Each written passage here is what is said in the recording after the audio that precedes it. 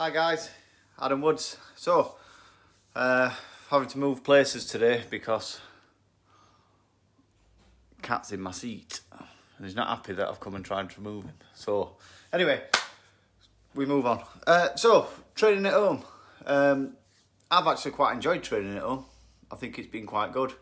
But I do understand people that message me and say, oh, well, I think I'm going to wait a month just till the gym's open. And I totally get that. I get that because I have this sort of thing as well where when I go to the gym, I'm super focused on, because I'm there for that reason.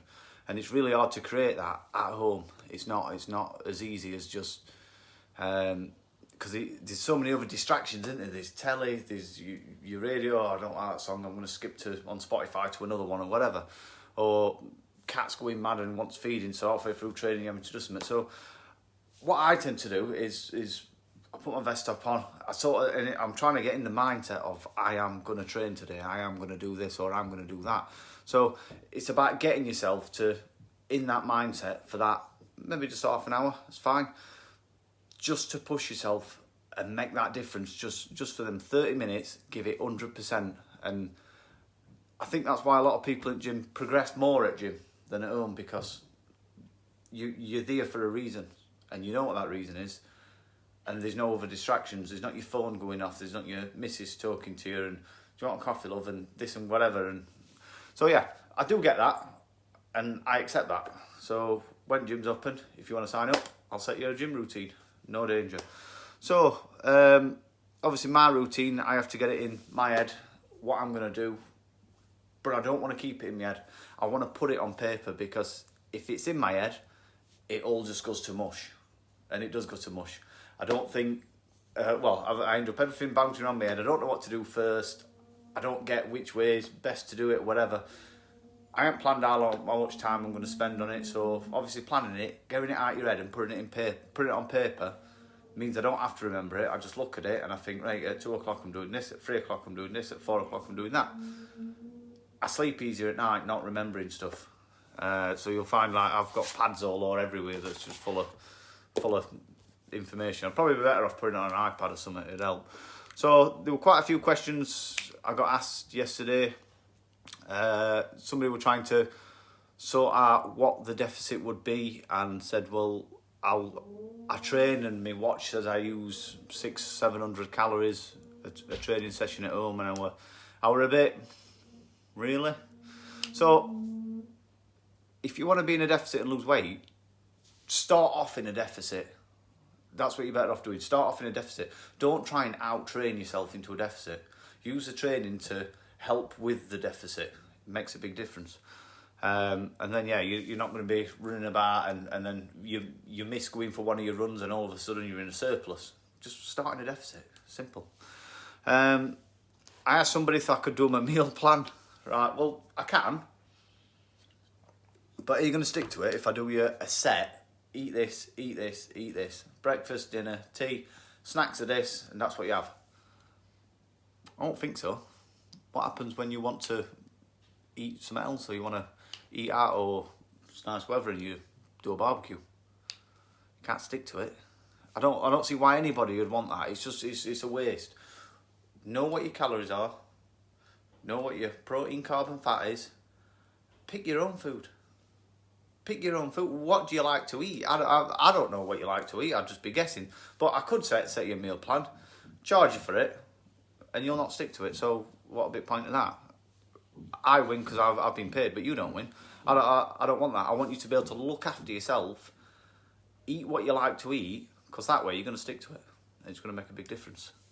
And then you'll be able to teach your missus, your kids, and whatever else how to continue in life. Because I wish I knew what I knew now.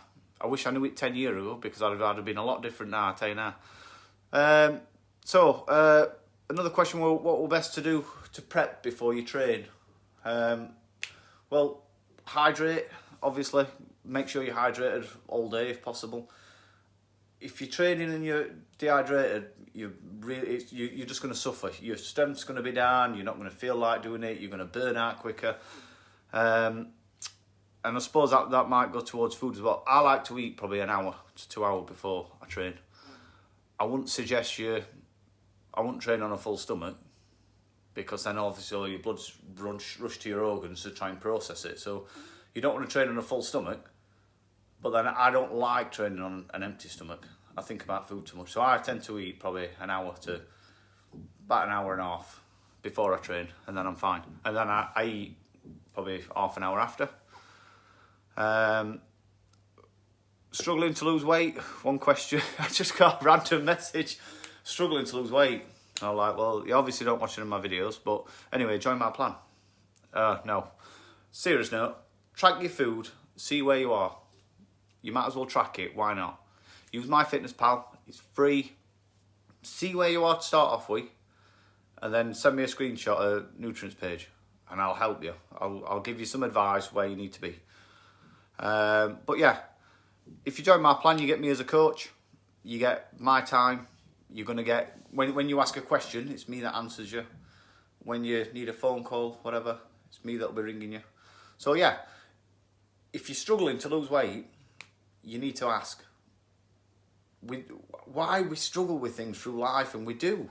There's experts out there for everything you want to know. So if you are struggling, ask the questions, ask the right questions. Think to yourself, what is it that you're struggling with? Ask. Because these people will be able to help you. I give everybody free information. I love giving people free information. The impact I've had just on friends and family, just from watching, they've not joined.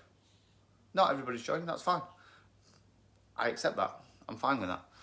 But yeah, calorie tracking, people say, well, oh, it's a right pain. Is it a pain really?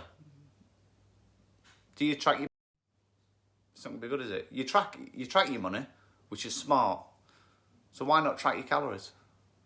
I think it's smart. I think it's the only way to know what you're actually eating without guessing.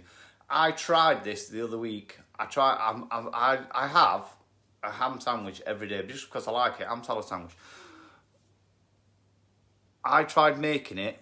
Bearing in mind I must have made it probably 300 times in a year. I have it that often.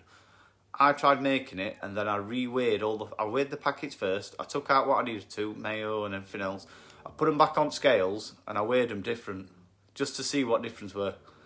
And I were a mile out. You cannot do it without scales. Guesstimating will see you fail. It'll see you fail. I guarantee you, it'll see you fail. You don't know what's in every food. Scan labels. It takes minutes. If I'm buttering a sandwich, I put the butter on the scale instead of putting it on the side, and I press button. That's the only thing I've done. I've just pressed button to say that's 0. Start scraping off what I want, so I get to probably 10, 12 gram. Put it on my sandwich. Put it back in the fridge. Done. Once you do it, it's like using Facebook. We didn't know how to use Facebook, but because we use it so often, we're all very good at it. So practice, repetition, makes us experts. So guys, I hope this helps. Need anything, need to ask me any questions, whatever, send me a message. Big love guys. Let's make today, Friday, epic.